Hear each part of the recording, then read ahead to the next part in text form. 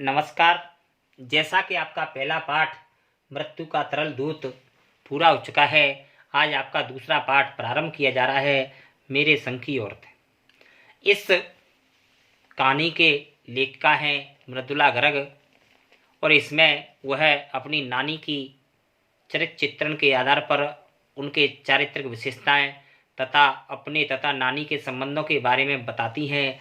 वे कहती हैं, देख कि मेरी एक नानी थी, जाहिर है पर मैंने कभी देखा नहीं। माँ की शादी से पहले ही नानी की मृत्यु हो चुकी थी। शायद नानी से कहानी न सुन पाने के कारण हम तीन बहनों को खुद कहानियाँ कहनी पड़ी। नानी से कहानी भले न सुनी हो, लेकिन नानी की कहानी जरूर सुनी। बहुत बाद में आकर उसका असली मर्म भी हमारी समझ में आया।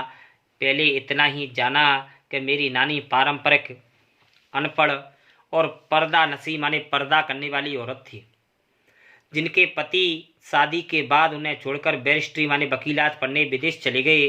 कैम्ब्रिज महाविद्यालय में डिग्री लेकर जब वे लौटे तो विलायती रीति रिवाज के संग जिंदगी बसर करने लगे, क्योंकि जब वो विदेश पढ़कर आए तो विदेशी संस्कृति की बातें उनके जहन में बसी हुई थी।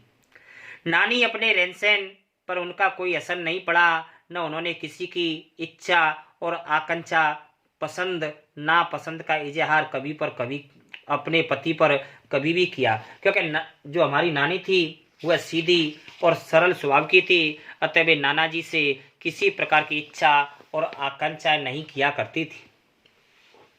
पर जब कम उम्र में नानी ने खुद को मौत के करीब पाया तो 15 वर्षीय इकलौती बेटी मेरी माँ की शादी की फिक्र में उन्हें इतना डराया कि एकदम वे मुंह जोर हो उठी, क्योंकि जब कम उम्र में नानी की मृत्यु होने वाली थी तो वह छोटी सी उम्र में ही जब उन्होंने देखा मेरी इकलौती बेटी है जो भी जैसे शादी की उम्र की है, अतः वह मुंह जोर हो गई, माने मुंह लगाने वाली हो गई, माने बहुत बोलने वाली हो गई। तब उन्होंने नाना से कहा कि पर्दे का लिहाज छोड़कर उनके दोस्त सेनानी प्यारेलाल शर्मा से मिलना चाहती हैं। सब दंग रह गए। जिस पर्दा नसी औरत ने पराए मर्द से क्या खुद अपने मर्द से मुंह खोलकर बात नहीं की, आखिरी वक्त में वह अजनबी से क्या कहना चाहती है। पर नाना ने वक्त की कमी और मौके की नजाकत में लाज रखी। सवाल जवाब में वक्त बर्बाद नहीं करना चाहती थी। फौरन दोस्त को लिवाए और बीवी के सामने हाजिर कर दिया। अब जो नानी ने कहा वह भी हैरत अंग्रेज था और उन्होंने कहा, वचन दीजिए कि मेरी लड़की का बर आप तय करेंगे। मेरे पति तो साहब है और मैं नहीं चाहती कि मेरी बेटी की शादी साहबों के फरमारदार से हो, माने आज्ञाकार से हो। आप अपनी तरह की आज़ादी का सिपाही ढूंढकर इसकी शादी कीजिएगा। कौन कह सकता है कि अपनी आज़ादी की पूरी तरह बेखबर इस औरत के मन में भी देश की आज़ादी के लिए ऐसा जुनून होगा, यह हमें बाद में पता लगा। बाद में मेरी समझ में आया कि दरअसल वे निजी जीवन में काफ़ी आज़ाद ख्याल की रही थी। उन्होंने नाना की ज़िंदगी में कभी कोई दखल नहीं दिया, वे उसमें साझेदारी थी, पर अपनी ज़िंदगी को उन्होंने अपने ढंग से जीता जरूर था। पारंपरिक घरेलू उबाऊ खामोशी जिंदगी जीने में आज के हिसाब से क्रांतिकारी, चाहे कुछ न कुछ रहा हो, दूसरों तक जीने के लिए मजबूर न होने में अपनी असली आज़ादी कुछ ज़्यादा ही थी।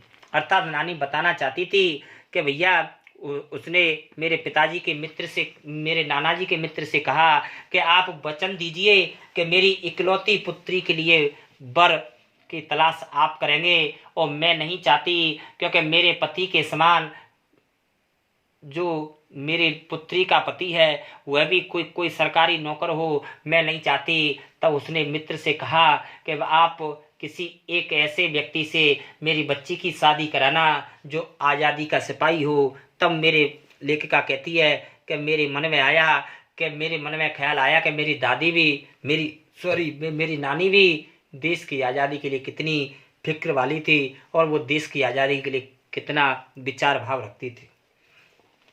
खैर, मेरी माँ की शादी एक ऐसे पढ़े लिखे होनहार लड़के से हुई जिसने आज़ादी के आंदोलन में हिस्सा भी लिया और ICS के इम्तिहान में बैठने से रोक दिया गया, माने IAS। उनकी जेब में पुश्तैनी पैसा धेला एक भी नहीं था। माँ बेचारी अपनी माँ और गांधी के सिद्धांतों के चक्कर में सादा जीवन जीने के लिए और ऊंचे ख्याल रखने पर मजबूर हुई। हाल यह हुआ कि खादी की साड़ी इन्हें इतनी भारी लगती थी कि कमर चकना खा जाती थी, क्योंकि खादी की साड़ी में बहुत ही ज़्यादा वजन होता था। रात रात भर वे उसे पहनने का अभ्यास करती, उसे जिससे कि दिन में शर्मिंदगी न उठानी पड़े। क्योंकि लेखिका कहती है मेरी माताजी पर खादी की साड़ी पहनना नहीं आता था, अतः वे रात भर जग करके उस साड़ी को पहनने का बड़ा अभ्यास करती थी, जिससे कि लोग उसे शर्मिंदा न करें। दिन के अंदर वे कुछ ऐसी नाजुक थी कि उन्हें देखकर सास यानी मेरी दादी कहती थी कि मेरी बहू तो ऐसी है, धोई पोंछी और छींके पर टांग दी। गनीमत यह थी किसी ने उन्हें छींके से उतारने की पेशकश ही नहीं की। इस प्रकार मेरे माताजी का मेरी दादी के द्वारा अनेक प्रकार से मजाक उड़ाया जाता था। अब आपको कल कराया जाएगा। तब तक के लिए नमस्कार।